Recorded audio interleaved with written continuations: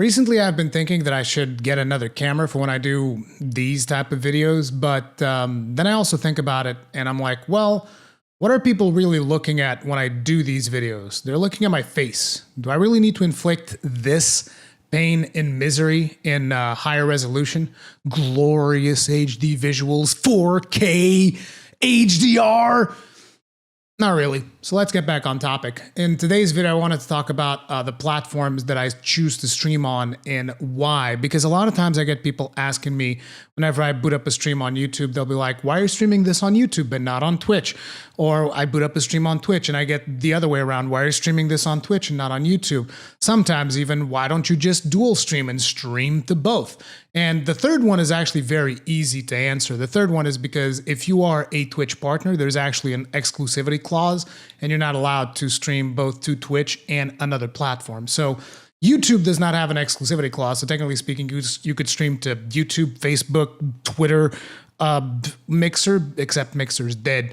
DLive, all the other platforms, and it'd be fine. You just wouldn't be able to stream on Twitch at the same time because Twitch doesn't like that. Unless you are not a Twitch partner, at which point, yeah, sure, you can dual stream YouTube, Twitch, do whatever you want. But yeah, that's the reason why I don't dual stream, because legally I'm not allowed. Although, to be honest, when I really think about it, it's like I also wouldn't want to do it. Even if there wasn't like the exclusivity clause on Twitch, I probably wouldn't want to stream on both simultaneously because I really like to interact with chat. And I kind of feel like having two chat windows, it would get kind of weird because like maybe some people would be watching on YouTube, right? And then someone on Twitch asks a question and I answer that question and people on YouTube are like, what's he talking about, right? And then the other thing as well. So some people are watching on Twitch and then someone on YouTube side asks a question, I'd answer that question. People on Twitch like, who asked that? Nobody cares, right? It's kind of weird, but I personally like having like one chat where I interact with everyone from that chat, and that just makes it a better experience for me. Now, I'm not saying that's the right way to do it. I'm saying that's how I do it, and another one of the reasons why I wouldn't want to dual stream, right? So now you guys might be wondering, okay, so why do you stream on both instead of committing to one? Well, in the past, I've been guilty of putting all of my eggs in one basket. I mean, I still kind of am because essentially most of my eggs are on the YouTube side of things. And the reasoning behind that is because I have a much bigger following on YouTube, and also because YouTube has much better growth opportunities. Whereas on Twitch, there is virtually no growth opportunities whatsoever. And you guys are like, what do you mean? There's people growing on Twitch all the time. Yes. And they grow on Twitch by other websites. Like they grow on Twitch because they got popular either on TikTok, they got popular on Twitter, they got popular on YouTube. Most people actually, they kind of blow up on YouTube and then they end up on Twitch. Or some of the people that are popular on Twitch have just kind of like been people that have been with the platform since ever. Like when I think about some of those people, some names that kind of come to mind is maybe Summit1G, Soda Pop, and I think these are people that have been streaming for a very long time on the platform, so they're very well known. So just their kind of presence just kind of like tends to attract people to come over. But if you're not someone that is well known in the community, like what happens to be my case, at least in my opinion, people don't just kind of like flock to your stream just from hearing your name. That just quite simply does not happen. But, that's one of the biggest things about, for instance, I always see a lot of people where they're like, oh, dude, I'm going to get started on Twitch. It's going to be so good. And then, years go by and they're streaming to like 3 or 4 people and, there's no growth. And the reason why there's no growth is because Twitch is quite simply does not have anything in place that is going to suggest your stream to anybody else. It just doesn't happen. So your chances of growth on Twitch is like getting a big host from someone eventually, which might happen, but it's one of those things that it can or cannot happen. It's very dependent. And it also depends on the type of directory that you're streaming on. So for instance, if you are streaming on some of the more popular directories like GTA 5, Counter-Strike, actually, I don't know if Counter-Strike is popular right now or not. League of Legends, Dota 2, the big games that usually tend to rise to the top. Obviously, Fortnite. I almost forgot the name. I'm so sleep deprived that I almost forgot the name. Fortnite, or more importantly, one of the fastest and most consistently successful directories of Twitch, which is the just chatting section. As you guys know, I don't tend to do a lot of that just chatting business, which also, by the way, is very much, its success is also a lot because of drama that is kind of like created by people having like feuds and stuff like that. Sometimes the feuds aren't even happening on Twitch itself. A lot of it ends up happening on Twitter, and people, they come up with these controversial opinions. A lot of the times, all this stuff is just kind of like fabricated to generate growth. And I'm not going to sit here and start saying, oh, like this streamer did this thing. But, anyone who's been following the scene over at Twitch is probably aware that, there's been a lot of controversies, and whenever a big controversy happens, usually the person involved in the controversy, whether it's a positive thing or a negative thing, they end up with a larger following, which basically kind of incentivizes that type of behavior. And that's just the type of game that I really don't want to play. Ultimately, what I want to do is I want to introduce people to video games and give them a couple of tips on how they can have fun and just try to get people to have fun. That's a mentality that I jumped into this wanting to do. It is a mentality that I want to keep. So sometimes, yeah, I will do a stream on just chatting, but it's usually talking about like gaming topics and stuff that I'm passionate about. Very rarely am I actually talking about anything controversial, if at all, which again, this is one of the things that greatly hampers your chance of growth. It's like, you don't want to get involved in drama? Well, that slashes your growth opportunities by about 70% when it comes to Twitch. And I'm not exaggerating. Like, any of you go out there, try to start your own streams, try to be successful with it, do whatever you want. And maybe you'll get lucky, maybe you won't. But what I'm trying to tell you is that if you want to do good on Twitch, you need to be working on another platform as well. Some people suggest TikTok. Like, someone that's really good to watch on YouTube to talk about these type of topics is Harris Heller. He talks a lot about this and growth on Twitch and advice that he has and stuff like that. And it's very useful information for people that are starting out. Another one that I also like to watch from time to time is Devin Nash. He also has some interesting takes on what is going on in the industry. So Harris Heller, Devin Nash, these are two people that you should check out on the YouTube side of things. I'm probably going to forget to put a pinned comment with their channel links. And if I forget, remind me in the comment section. I'll try to go back and put a pinned comment there so that you guys can go check that stuff out. But ultimately, yes, there's just a lot of stuff to do when it comes to growing on Twitch. On the other side of things, YouTube has their algorithm. And, for all the criticism that I give to the YouTube algorithm, one thing's for sure.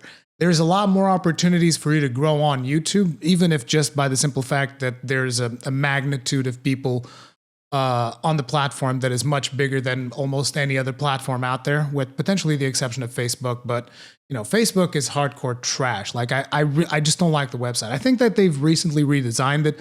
I haven't really checked it out yet, but I'm just not a big fan of the website in general. Not to mention the spammy nature of the website. It's constantly spamming me stuff. And I'm just like, can you just like send me when a close friend of mine's birthday is coming up, instead of like, notifying me every time someone posts a picture of their cat? Like, it'd be more useful like that. But I'm getting a little bit boomer levels when it comes to Facebook. I'm just like in that thing, whatever, just send me whatever. I'll just ignore it and leave it in my inbox until the cows come home. So if you're trying to reach me through Facebook, you're going to have a bad time. But essentially, like I was saying, YouTube has a lot more growth opportunities. But the thing about live streaming on YouTube is that whenever you do a live stream on YouTube, it can't be, at least from my experience, and this I'm talking specifically in my experience, you shouldn't like take everything that I say, oh, this is exactly how it works. That's not what I'm saying. This is how it works for me. The thing about streaming on YouTube is that every stream has to be kind of like an event.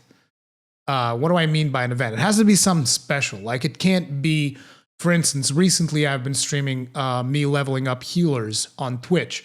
And some people have asked me, why are you streaming this here instead of on YouTube? Because content from video games that is kind of just like something that you're repeating over and over again doesn't always work. And now some of you guys will be like, but you stream Alatreon runs. Yes, That's right. Why do I stream Alatreon runs? Because there's a high amount of people that still haven't done Alatreon and they're interested in doing Alatreon. So usually those streams tend to do okay.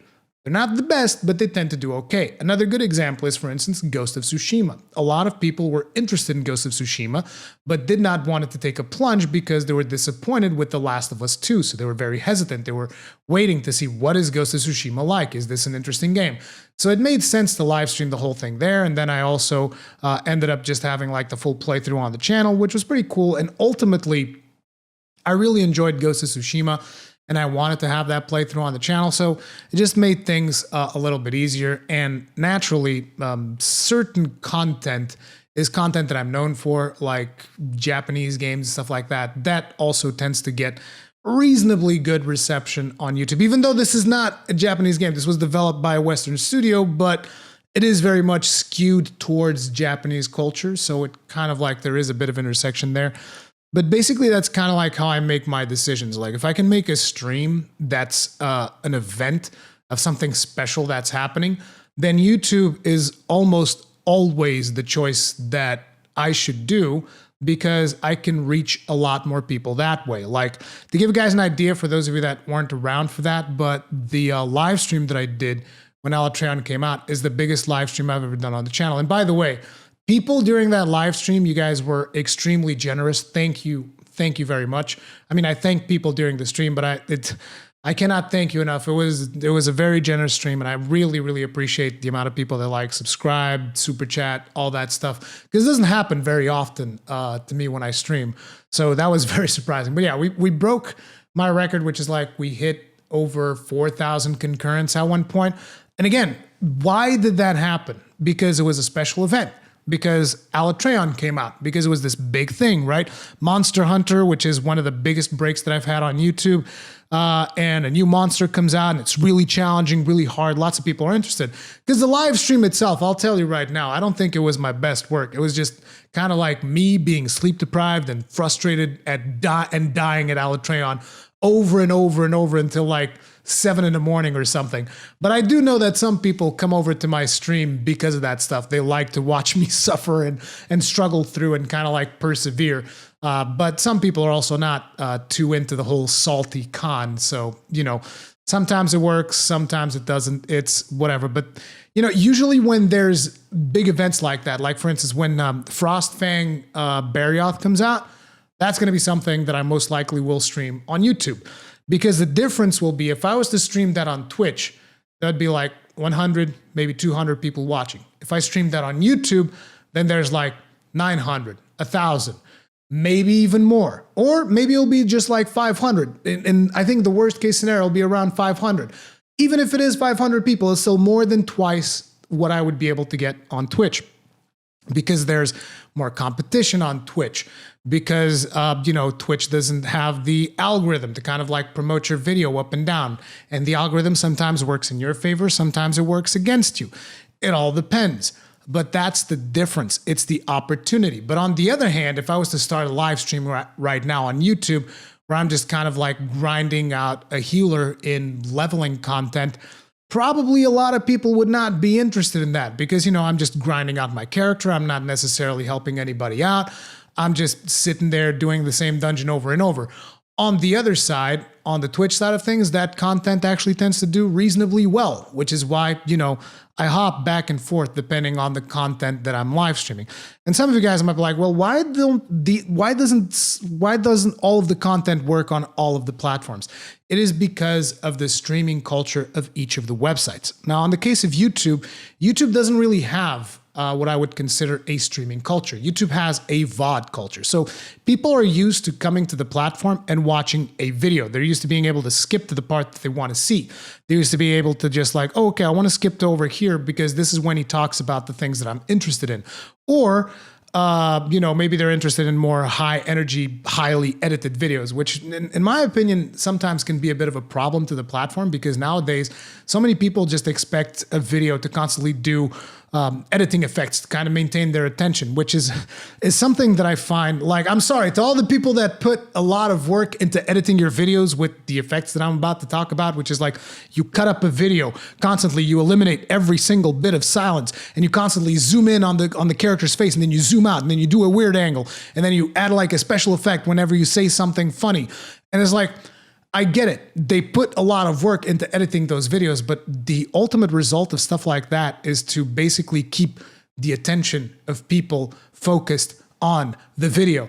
And I'm just like, dude, people should just have enough of an attention span to watch a video about a topic that they're interested in. A lot of times, like, I'll want to watch a video and maybe I want to watch it in the background, like maybe it's someone talking, like kind of like a podcast, right? And I'll want to watch that while maybe I'm doing something else on the computer. And there's so few videos that are like longer than 20 minutes. You know, there's so few. Like I'll want to hear someone talk about something interesting in Final Fantasy XIV or in World of Warcraft. I say these two topics because recently I've been watching a lot of content on both the MMOs because, you know, I've been telling you guys I'm going through a bit of an MMO phase. I'm kind of like feeling the drive of MMOs. I'm playing Final Fantasy XIV quite a bit. And if I want to watch a video about that, like most of the videos are like these highly edited, super quick and to the point. And I'm like, I actually like hearing people discuss things and give out their opinions and actually, you know, bring a little bit more personality into the video. And it's just like, no, cut and dry, boom, bam, bam, there you go. It's like 10 minutes and 5 seconds to make sure that you, and soon it's going to be like 8 minutes and 1 second because YouTube is reducing how much you need to have in order to have a mid-roll on it. And you know, that's kind of like, but ultimately that's the culture that's kind of been generated around YouTube. It's like you have these videos with snappy edits and all of this stuff to try and capture everyone's attention to make sure that's like, smash that like button, like that type of stuff, that type of energy is like, it's not me. And that's not I don't think that's ever going to be the type of content that I'm going to do. But yeah, that's kind of like the culture around YouTube. So when you think about that, right, you think about the culture around the videos that are made on YouTube, and then you think about what it's like someone that is used to watching those tightly edited videos. Suddenly there's a live stream on there that lasts for hours. People are like, what the hell is this?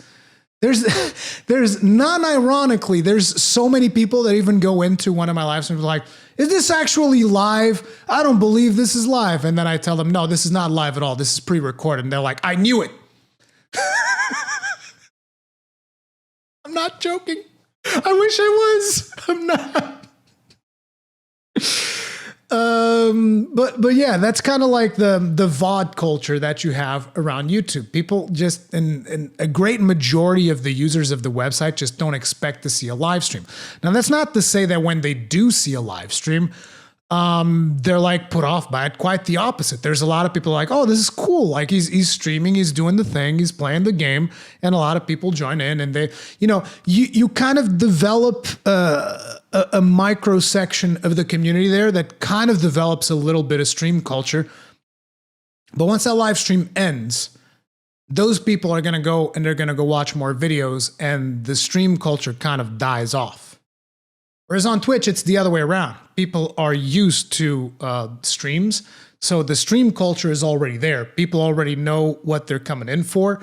And, you know, usually I get a lot less people when I stream on Twitch, but the people that go there, these are people that already know what to expect. These are people that know all of the memes and all of the stuff that I am known for. These are people that kind of already know the games that I play, the stuff that I'm interested in, why I do things the way that I do. Every now and then you get a couple of newcomers through hosts and raids and all that stuff. But the stream culture is already embedded in that community. So here's a good example.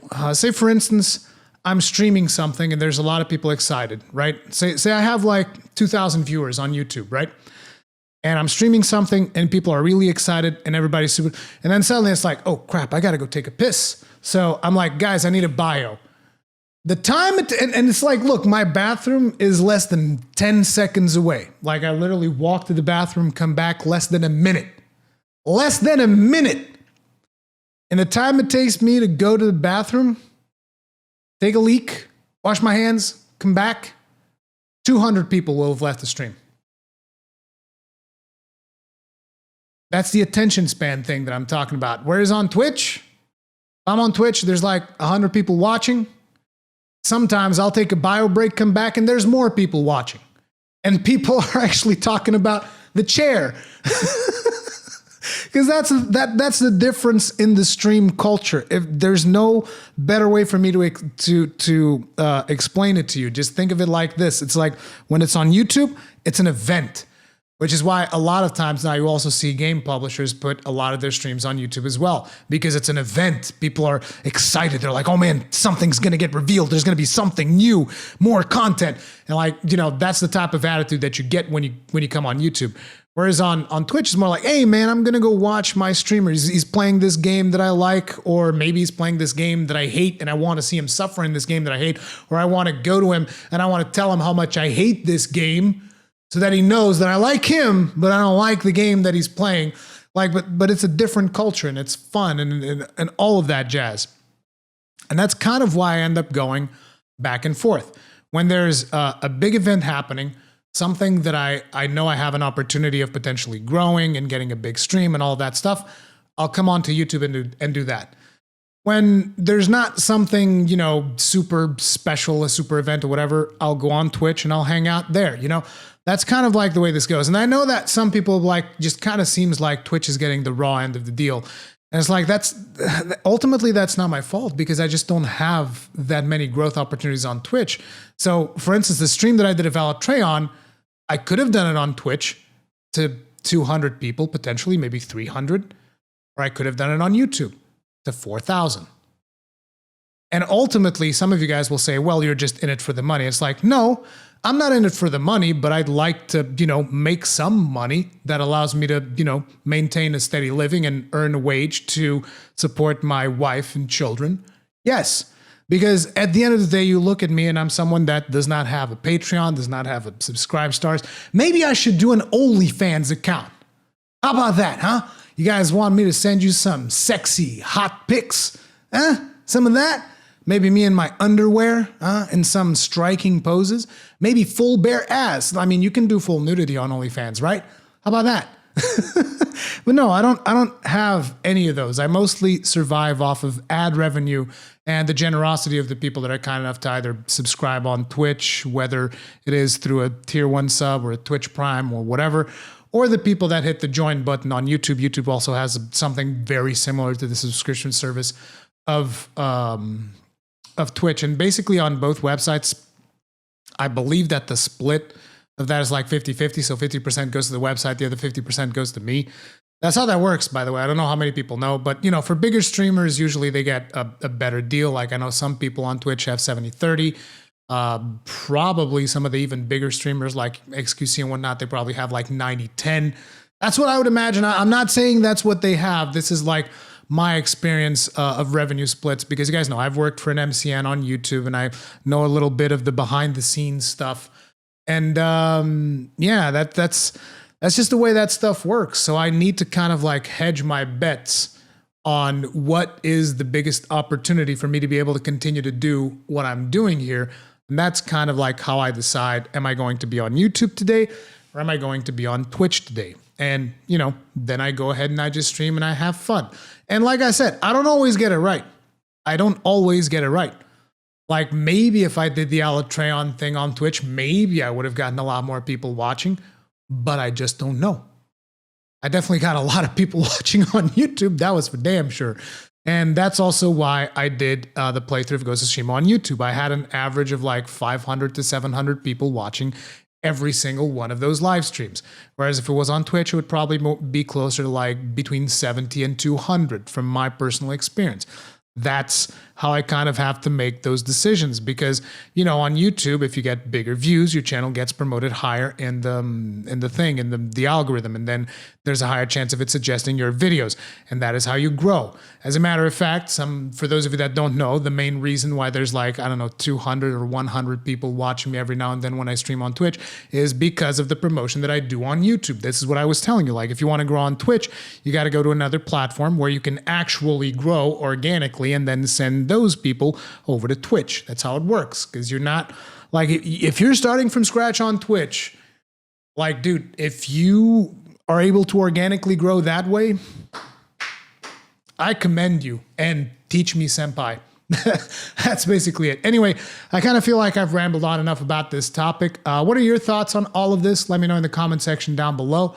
Thank you all very much for watching, and I'll see you guys in the next one. Stay strong, stay safe, peace out.